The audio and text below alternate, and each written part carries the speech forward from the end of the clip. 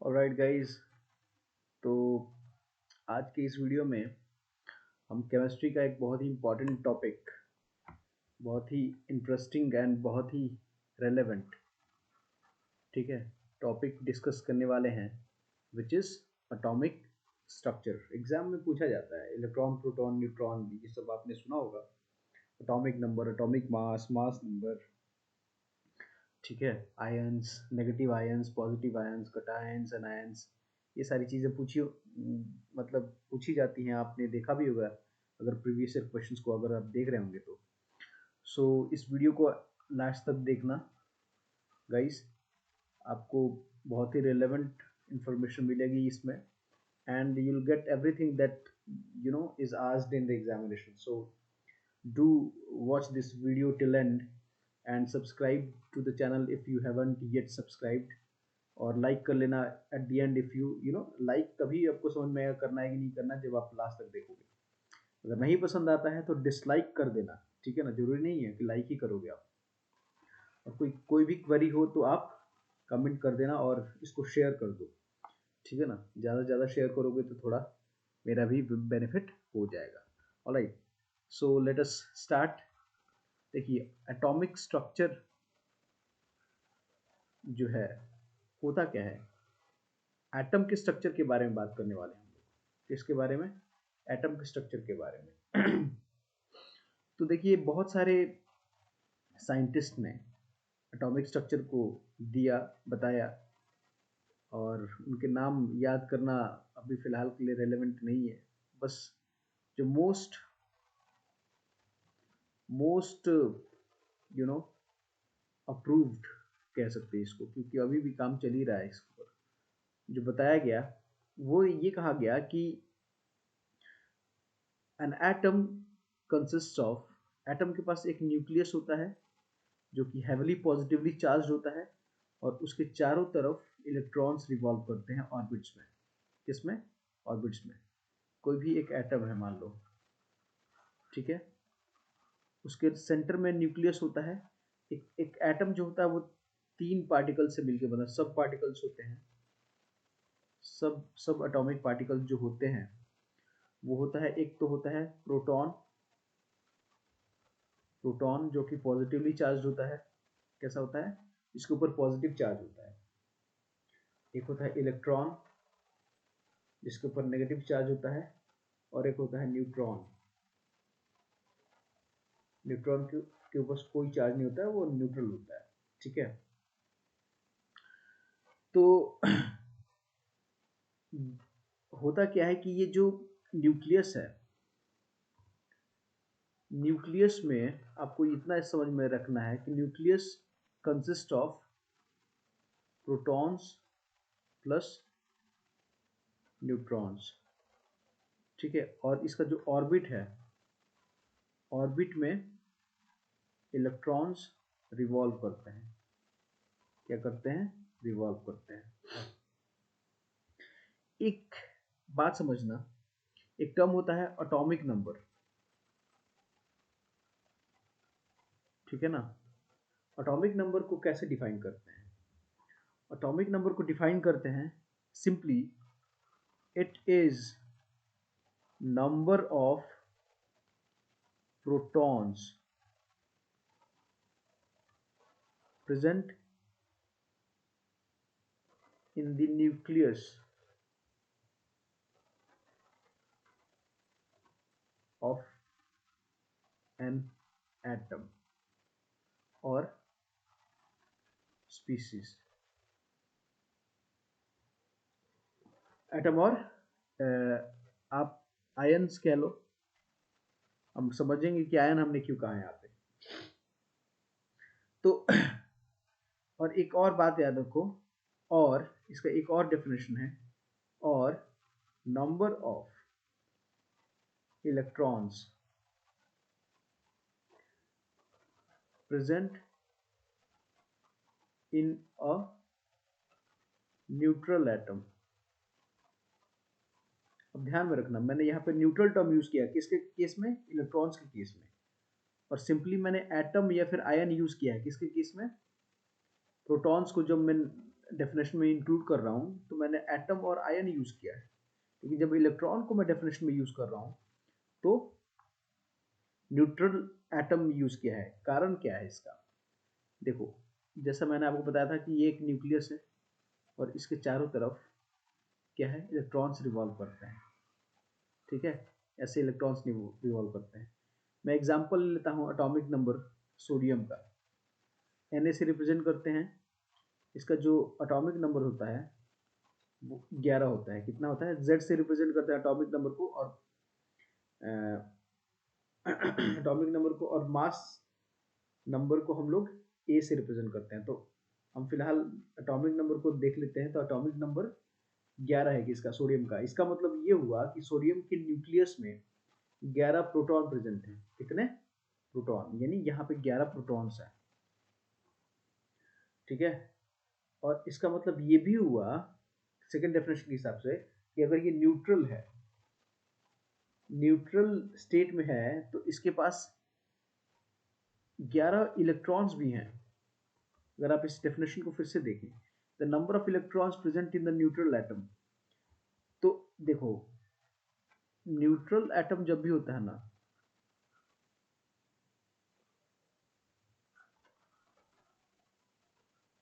Neutral atom जब भी होता है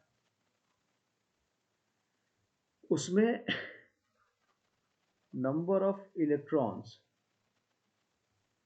is always equal to number of protons. इसीलिए तो न्यूट्रल कहा जा रहा है। क्यों? क्योंकि भाई देखो, इलेक्ट्रॉन्स के ऊपर कौन सा चार्ज होता है? नेगेटिव। और प्रोटॉन्स के ऊपर कौन सा चार्ज होता है? पॉजिटिव। जब तक ये दोनों नंबर बराबर नहीं हुआ तो एक दूसरे को कैंसिल कैसे करेंगे? तो चार्ज का मैग्नीट्यूड, चार्ज का मैग्नीट्यूड दोनों के ऊपर इक्वल होता है, equal on both P as well as electron. मतलब प्रोटॉन और इलेक्ट्रॉन के ऊपर जो चार्ज का मैग्नीट्यूड होता है वो दोनों बराबर होता है। ठीक है, इसीलिए एक न्यूट्रल एटम में number of electrons are always equal to number of protons. यानी कहने का मतलब है कि अगर मैं सोडियम की बात कर रहा हूँ, सोडियम का अगर Z कितना है? 11 है, तो सोडियम के न्यूट्रल एटम में 11 प्रोटॉन्स हैं एंड 11 इलेक्ट्रॉन्स हैं।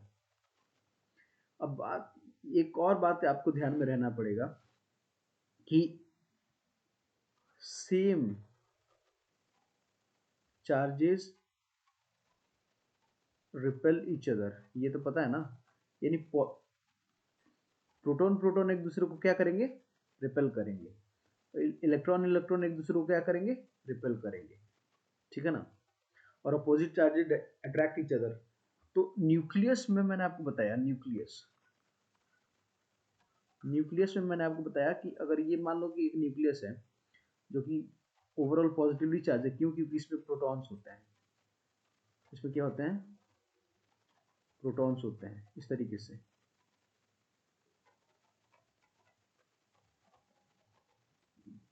लेकिन अगर ये प्रोटॉन्स ऐसे ही अरेंज रहेंगे तो because they have similar charge, ये एक दूसरे को रिपेल नहीं कर देंगे क्या? कर देते हैं, और ये डिसइंटीग्रेट होने लगते हैं ना। यही तो न्यूक्लियर फ्यूल का काम करता है। न्यूक्लियर मटेरियल जो होते हैं वो क्या होते हैं? उनका जो न्यूक्लियस है अनस्टेबल होता है। कहने का मतलब है वो एक दूसरे को रिपेल करके वो टूटने लगते हैं। तो जो नॉन न्यूक्लियर मेटल होते हैं वो स्टेबल इसलिए होते हैं क्योंकि इनके बीच में न्यूट्रॉन्स होते हैं। और न्यूट्रॉन क्या करते हैं? इनके वो एक वंडरवाल फोर्सेस होते हैं जो पार्टिकल्स के बीच में लगते हैं। वो उस फोर्स के हिसाब से जो, या फिर उनको हम न्यूक्लियर फोर्सेस भी कहते हैं, nuclear force which is attractive in nature. और ये न्यूट्रॉन और प्रोटॉन के बीच में लगता है। किसके बीच में? न्यूट्रॉन और प्रोटॉन के बीच में। और प्रोटॉन और प्रोटॉन के बीच में भी लगता है। जितने भी न्यूक्लियर पार्टिकल्स हैं, न्यूक्लियर पार्टिकल्स, ये दिस, अच्छा, प्रोटॉन और प्रोटॉन के बीच में दो तरीके के फोर्स लग रहे हैं। एक क्या? एक तो इनका अपना इलेक्ट्रोस्टैटिक फोर्स लग रहा है जो कि एक दूसरे को रिपेल कर रहा है। ठीक है ना। इलेक्ट्रोस्टैटिक कहा जाता है इसको। इलेक्ट्रोस्टैटिक मतलब, इलेक्ट्रो मतलब इलेक्ट्रॉन्स यानी चार्ज, और स्टैटिक मतलब रुके हुए। तो दोनों पीपी यहाँ पे मतलब ये दोनों पॉजिटिव चार्ज रुके हुए हैं, यहीं पे न्यूक्लियस में, और इसलिए दोनों को रिपेल वाला फोर्स लगा रहे हैं, इलेक्ट्रोस्टैटिक फोर्स। और दूसरा जो फोर्स है वो न्यूक्लियर फोर्स है, जो कि पी पी के बीच में भी लग रहा है और पी और एन के बीच में भी लग रहा है। तो इस तरीके का ये लग रहा होगा, तो वो अट्रैक्टिव नेचर का होता है। तो ओवरऑल क्या हो जाता है, ये बैलेंस करके ये स्टेबल रहता है। इस तरीके की का इसका स्ट्रक्चर होता है। समझ में आ रहा है? ये न्यूक्लियर के अंदर की बात बता रहा हूँ, न्यूक्लियस के अंदर की बात।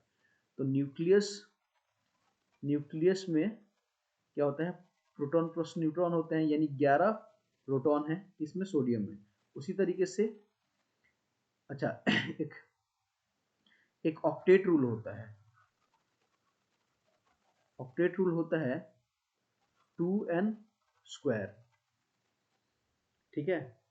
ऑक्टेट रूल होता है 2n स्क्वायर, उसके हिसाब से मतलब यानी n is the position of the orbit from, कहां से, न्यूक्लियस से। अब समझना बात को, एक बात याद रखना कि अगर an orbit can have maximum of 8 electrons, ठीक है ना, उससे ज्यादा इलेक्ट्रॉन्स नहीं हो सकते हैं। और एक और बात याद रखना, 8 इलेक्ट्रॉन्स हो सकते हैं या फिर 8 के मल्टीपल्स में हो सकते हैं,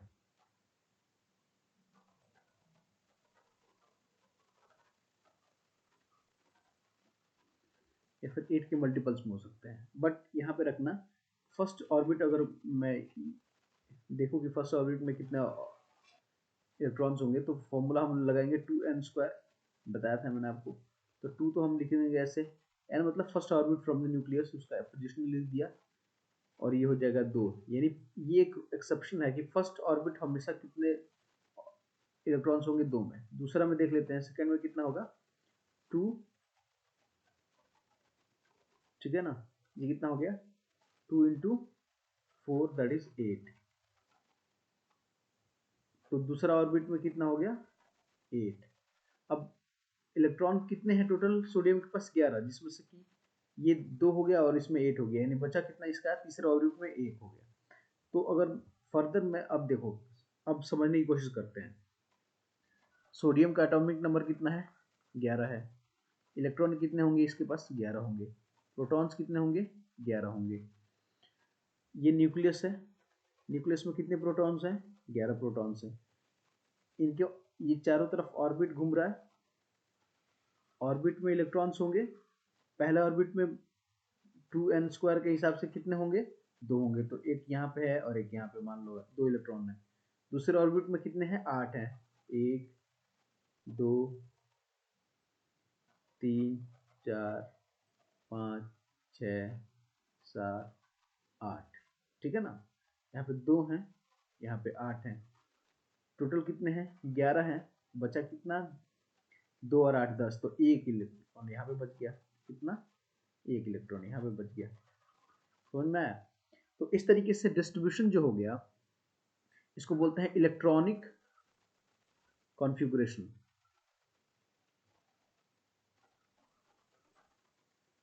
इसको क्या बोलते हैं, इलेक्ट्रॉनिक कॉन्फ़िगरेशन। किसका, तो इलेक्ट्रॉनिक कॉन्फ़िगरेशन जो होगा, सोडियम का इलेक्ट्रॉनिक कॉन्फ़िगरेशन जो है वो 2 8 और 1, ठीक है।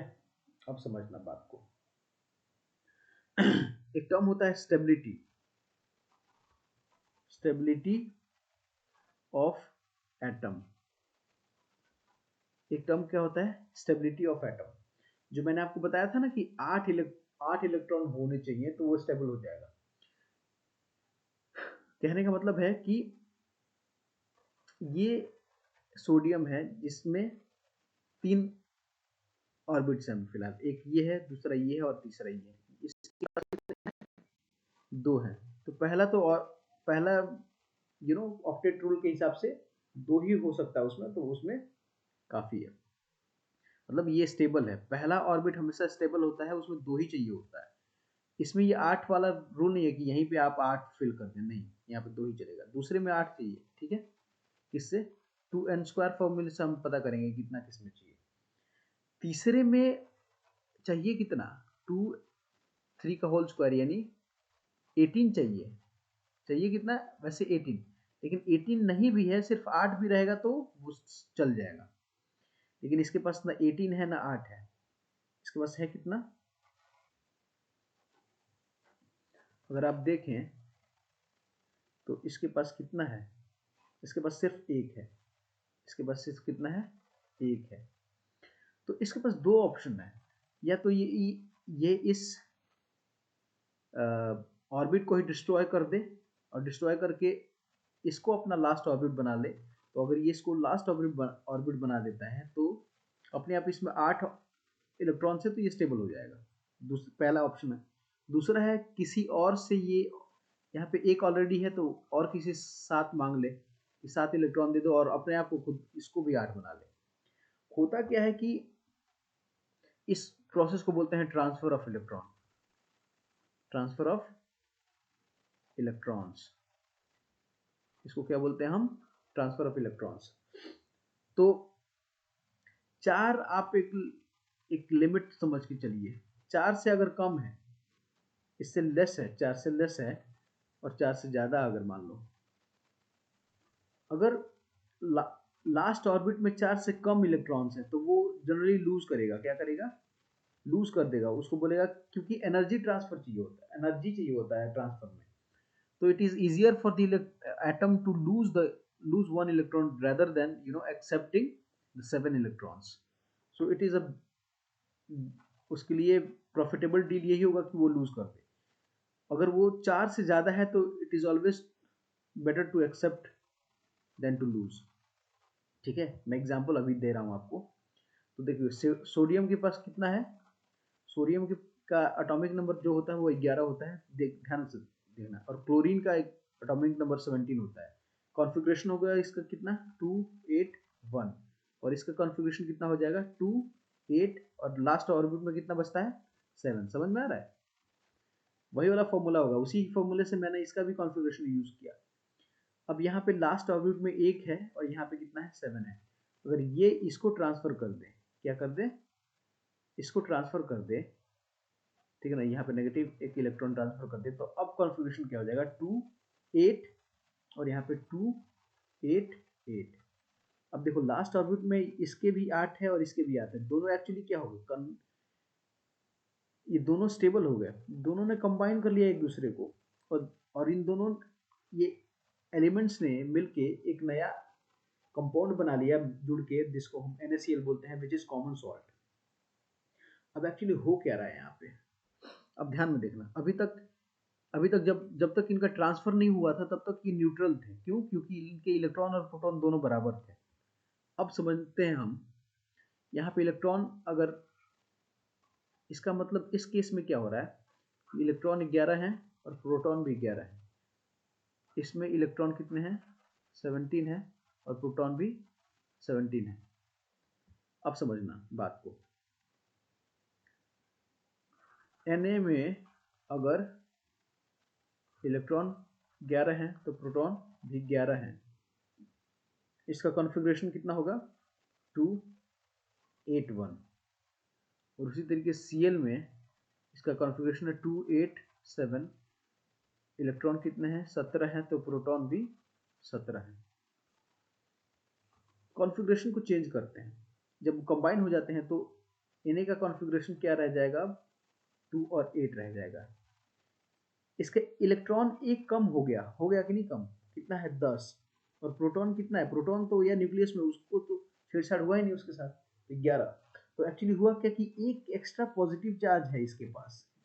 10 नेगेटिव ने 10 पॉजिटिव को कैंसिल कर दिया, लेकिन एक रह गया, तो एक पॉजिटिव चार्ज इसके ऊपर आ जाएगा। समझ में आ रहा है? उसी तरीके से यहाँ पे क्या हो रहा है कि Cl का क्या हो रहा है? अब अगर आप देखें तो Cl का हो क्या रहा है? 2 8 8। अब इसके पास इलेक्ट्रॉन कितने हो गए? 18, और प्रोटॉन कितने हो गए? 17। एक नेगेटिव चार्ज आ गया इसके ऊपर। तो इसी को हम बोलते हैं आयंस। क्या बोलते हैं? आयंस। चार्ज्ड पार्टिकल्स यानी चार्ज एटम्स। ठीक है, तो ये समझ में आ रहा है कुछ? तो इस तरीके से यानी जो पॉजिटिव चार्ज होता है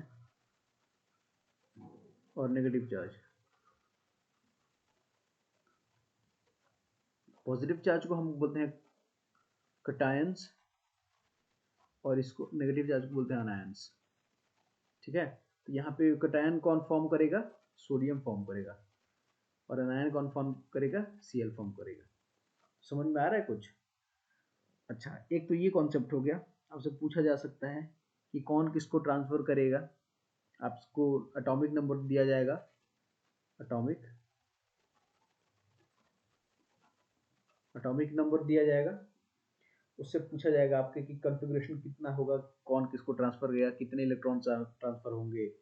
अच्छा, जो लास्ट में दी exchanged electron is known as valence electron, valence electron। समझना इस बात को कि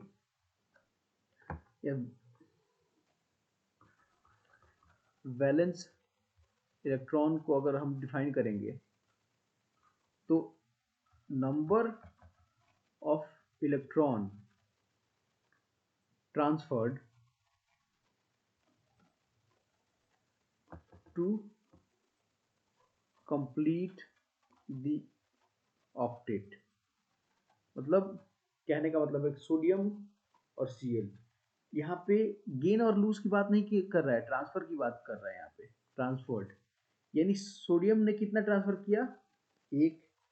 Cl का ट्रांसफर कितना हुआ? Cl में भी कितने ट्रांसफर हुआ? एक। यानी दोनों केस में वैलेंस इलेक्ट्रॉन एक ही होगा, ऑफ कोर्स एक ही होगा। यानी एक ही इलेक्ट्रॉन ट्रांसफर हो ना दो के बीच में, तो दोनों के लिए वैलेंस इलेक्ट्रॉन एक ही होगा। यानी ये एक लूज करके अपना ऑक्टेट पूरा करेगा और ये एक गेन करके अपना ऑक्टेट पूरा करेगा। समझ में आ रहा है कुछ? तो ये था ऑक्टेट का। अब एक और कॉन्सेप्ट होता है, एटॉमिक नंबर तो आपने समझ लिया, एटॉमिक नंबर आपने समझ लिया। उसी तरीके से ये होता है नंबर ऑफ प्रोटॉन्स। उसी तरीके से एक और कॉन्सेप्ट होता है मास नंबर, उसको हम कैपिटल से रिप्रेजेंट करते हैं। It is number of proton plus neutron, यानी न्यूक्लियस में पार्टिकल्स, न्यूक्लियस पार्टिकल्स के नंबर को क्या बोलते हैं हम? मास नंबर कहा जाता है। ऑलराइट, समझो इस बात को। होगा क्या? एटॉमिक नंबर को हम Z से रिप्रेजेंट करते हैं, which is number of protons. ठीक है ना? और मास नंबर को हम A से रिप्रेजेंट करते हैं, which is number of proton plus neutron. तो हम इस तरीके से ये भी कह सकते हैं कि number of neutrons is equal to, इन दोनों को माइनस कर देते हैं, किस कैसे? A minus Z। इसका मतलब क्या होगा? P plus N minus P, यानी P कैंसिल हो जाएगा, यहाँ पे बचेगा N ऑफ कोर्स। ठीक है ना? तो number of neutrons will be, इसको हम सिंपली क्या लिख सकते हैं? A minus Z। समझ में आ रहा है? अब एग्जाम्पल समझ लो। क्वेश्चन पूछा जाता है आपसे कि if a atom has A is equal to say 15 और Z is equal to say 31, ठीक है ना? तो find the number of electrons, protons and neutrons. ठीक है, इस तरीके से क्वेश्चन पूछा है। तो आपको पता है कि प्रोटॉन्स क्या होंगे? 15 ही होंगे, क्योंकि नंबर ऑफ प्रोटॉन को ही एटॉमिक नंबर कहा जाता है। तो प्रोटॉन्स कितने होंगे? 15। अब मैंने आपको ये भी बताया था कि number of protons and number of neutrons electrons in a neutral atom is always equal. तो यहाँ पे क्या हो जाएगा? इलेक्ट्रॉन भी कितने होंगे? 15 ही होंगे। लेकिन न्यूट्रॉन कितने होंगे? न्यूट्रॉन होंगे, सॉरी इसमें उल्टा लिख दिया, यहाँ पे z होगा और यहाँ पे a होगा, ठीक है। तो यहाँ पे a माइनस जेड हो जाएगा 31 माइनस 15 दैट इज 16। समझ में आ रहा है? न्यूट्रॉन कितने होंगे? 16। ये तो बहुत सिंपल था। एक क्वेश्चन दे दिया आपको कि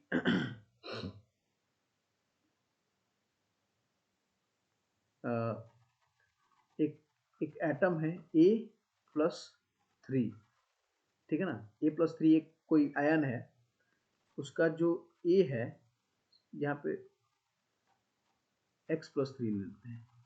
A मतलब एटॉमिक मास नंबर, मान लो कि है 41, और उसका Z जो है ना वो कितना है? 19 है। कितना है? 19, ठीक है। तो अभी presently number of electron and neutron बताओ इसमें। अभी फिलहाल के लिए देखो, इसको थोड़ा सा क्लियर आउट कर देते हैं। फिर से फिर से लिख देता हूँ मैं। ये एक X है और ऊपर के ऊपर +3 चार्ज लगा हुआ है। तो ये एक आयन है। इसमें पूछा गया है कि इसकी स्पेसिफिकेशन ये है कि उसका मास नंबर कितना है? 41 है, और एटॉमिक नंबर कितना है? 19 है। तो उसमें नंबर ऑफ इलेक्ट्रॉन प्रेजेंटली इस पर्टिकुलर स्पीसीज में कितने इलेक्ट्रॉन्स हैं, कितने न्यूट्रॉन्स हैं, ये आपको बताना है। तो आपको पता है कि पहले आप ये लेके चलेंगे कि number of neutron is equal to nothing but E minus z that is 41 minus 19। So ये हो जाता है आपका 22। हो गया? यानी न्यूट्रॉन तो कितने हैं? 22। अच्छा, एक तो निकल गया। प्रोटॉन कितने हैं इसमें? Z के बराबर यानी 19। अच्छा ये समझो कि यानी इलेक्ट्रॉन कितने होंगे? न्यूट्रल स्टेट में इलेक्ट्रॉन भी 19 होंगे।